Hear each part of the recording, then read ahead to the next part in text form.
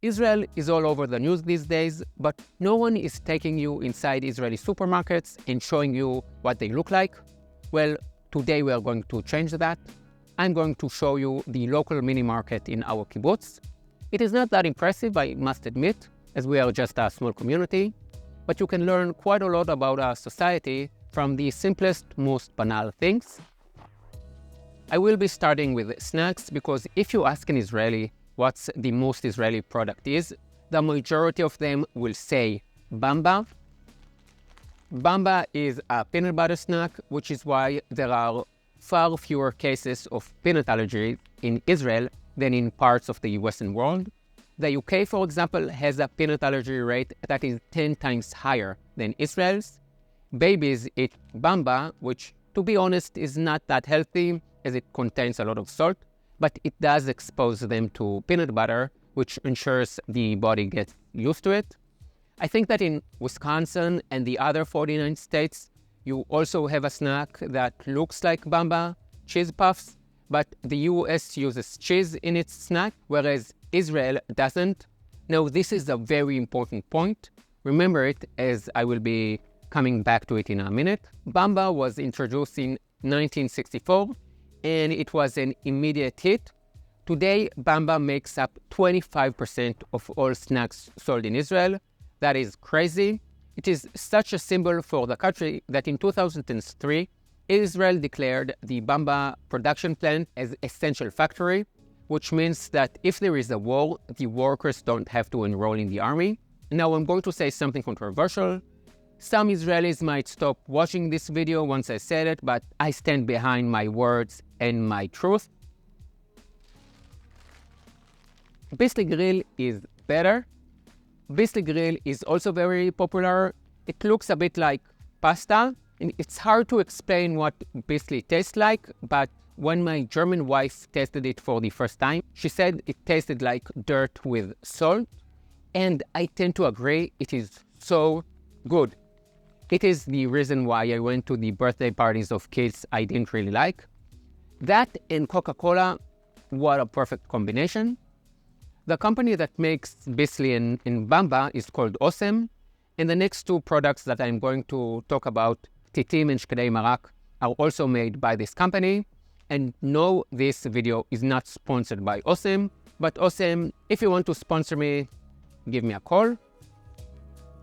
So here we have Ptitim. When you look back at the history of Israel, you usually think about wars and immigration, but one of Israel's greatest crises occurred in the beginning of the 1950s. The country almost ran out of food. At times during that decade, basic food products would only be in stock for a few days.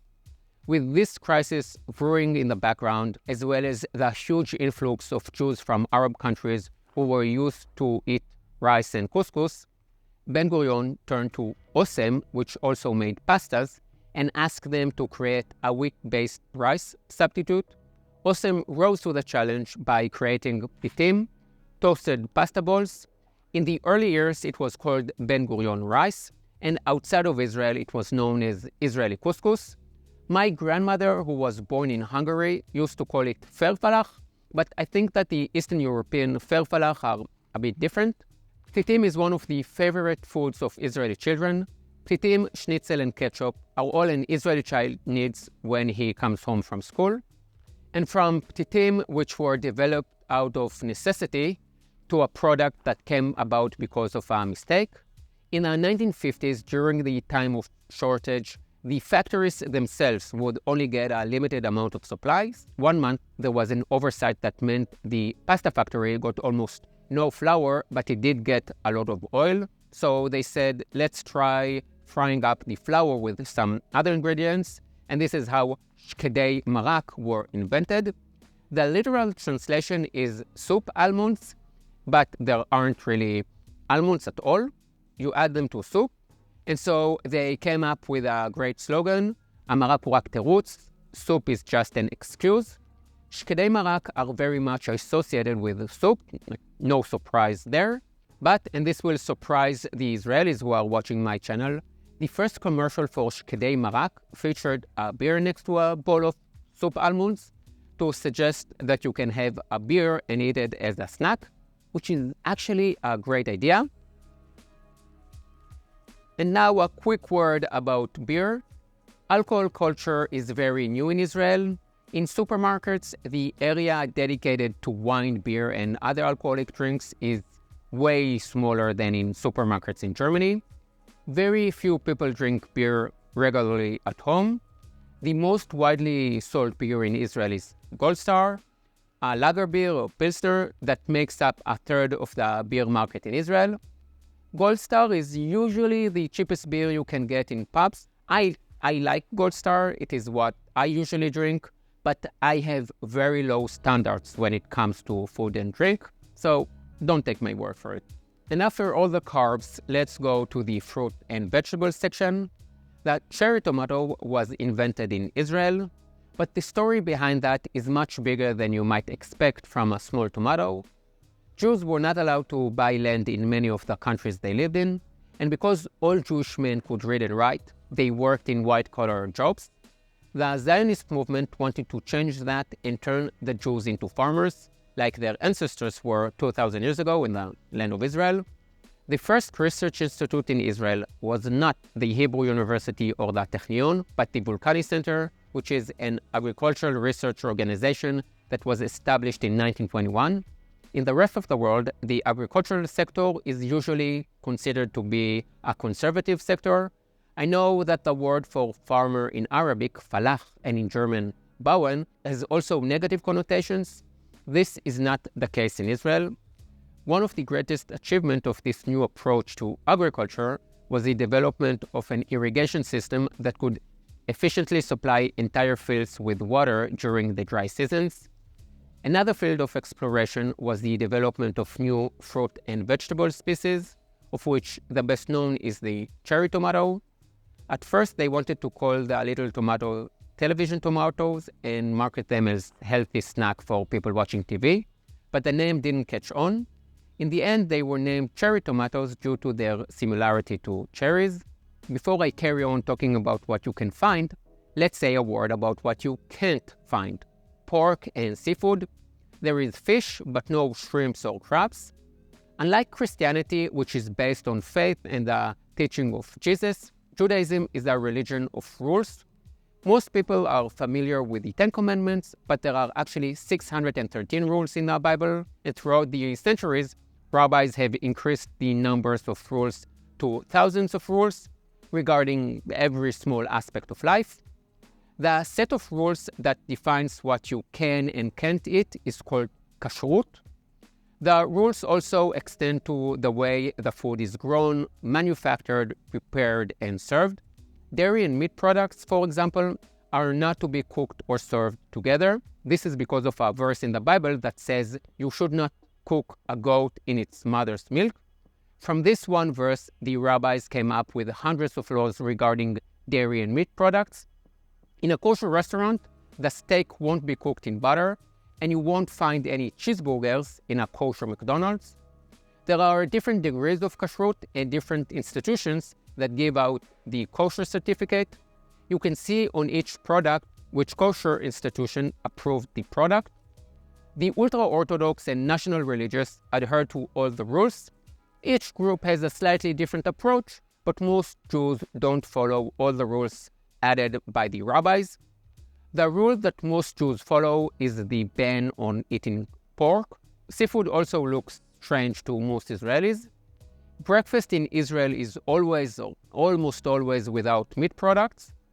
One of the rules is that if you eat dairy products, you need to wait an hour before you can eat meat, and you need to wait 4 to 6 hours after eating meat before you can eat dairy. I think that about half of the Israelis stick to this rule. I don't. There is another category called parve, which comprises all the products that can be eaten with both, like fruit and vegetables, bread, fish. This is also the reason why most snacks like Bamba and Bisli don't have cheese in them. That way, all Israelis can eat these snacks after dairy and after meat. And now I want to show you something I don't like about Israel. The amount of single-use plastic plates, cups, and baking dishes. Some of this is due to the kosher rules, which also apply to the dishes you serve food in. But even where I live, where there are almost no ultra-Orthodox Jews, people still use way too much plastic. Israelis just love plastic bags. Here is the coffee section. It is not that interesting. Coffee machines are rapidly making their way into Israeli kitchens, but still, when you say coffee, you usually mean one of these two, black Turkish coffee or for Nescafe, which is instant coffee. Now, this is the local Israeli Nescafe, and it is really poor quality. Again, I have low standards, and even I won't drink it. Only Israeli teachers drink it. I can't explain why, but that's just the way it is. I usually drink this black coffee with cardamom, nachle, really good. Now let's head to the dairy section. I will start with the cheese and then I will talk about protests. In Israel, you don't slice cheese, you spread it. If you say cheese, people in Israel will assume you mean this kind of cheese, white cheese. The second type is cottage cheese. This one, only in the last 30 years have we had a greater selection of cheeses, but when I was a child, it was pretty much white cheese and cottage cheese. There are two products here that became symbols for how expensive things in Israel were getting and lent their names to different protests.